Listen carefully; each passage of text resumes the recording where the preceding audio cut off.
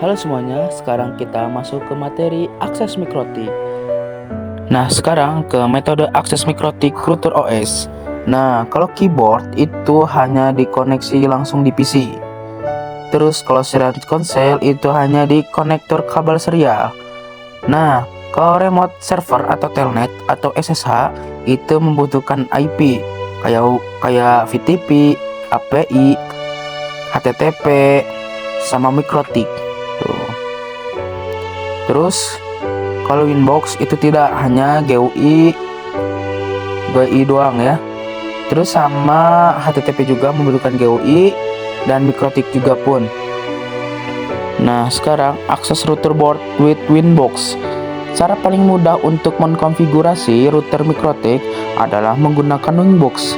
Karena terkait MacOS dan Linux bisa menggunakan pihak ketiga antara router dan laptop dihubungkan menggunakan kabel LAN. Nah, coba lihat yang di sebelah kanan ya. Nah, kita sekarang masuk ke Pinet Lab atau lab alat emulator jaringan paket. Nah, di Pinet Lab juga tersedia perangkat virtual mikrotik.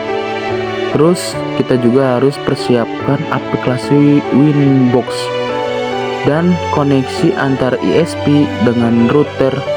Terus connect virtual mikrotik using Winbox. Oke. Nah, ini tampilan Winbox. Ada area kerja, ada dashboard atau ya kayak gitulah. Uptime lah. Ada window, ada user login, IP, hardware, tipe dan arsitektur. Terus ada menu. Terus ada area kerja. Nah, di mana juga ada IP itu. Ada routing, ada quick set, ada interface, bridge dan lain-lain sebagainya ya. Coba lihat di gambar sebelah kanan ya. Sekarang mengakses router board Wi-Fi. Wi-Fi diperkenalkan sejak router OS dengan fungsi yang sama dengan Winbox dan support IP versi 4 dan versi 6, terus support HTTP dan HTTPS, terus sebagai alternatif Winbox. Terus untuk mengakses router board via Wi-Fi bisa dengan mengetik IP router pada browser.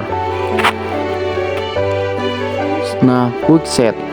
Nah, konfigurasi IP-nya cepat. Terus settingan dasar router dalam satu tampilan dapat diakses melalui Winbox atau Wi-Fi. Nah, sekarang remote access telnet dan SSH.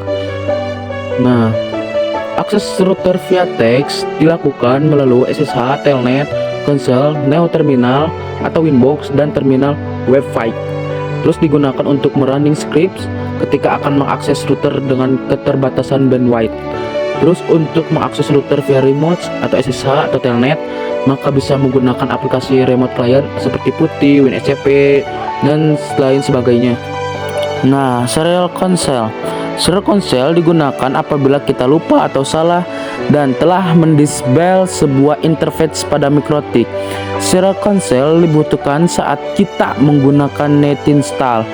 Terus remote via serial console membutuhkan kabel DB9 menggunakan program hyperterminal. Nah, sekarang cara menggunakan serial console. Pertama, masuk ke terminal seperti PuTTY. Kedua, pilih koneksi tipe serial dan sesuaikan serial LAN COM-nya yang dapat dilihat pada device manager. Lalu speed baud rate, yaitu untuk khusus perangkat mikrotik 115200, oke?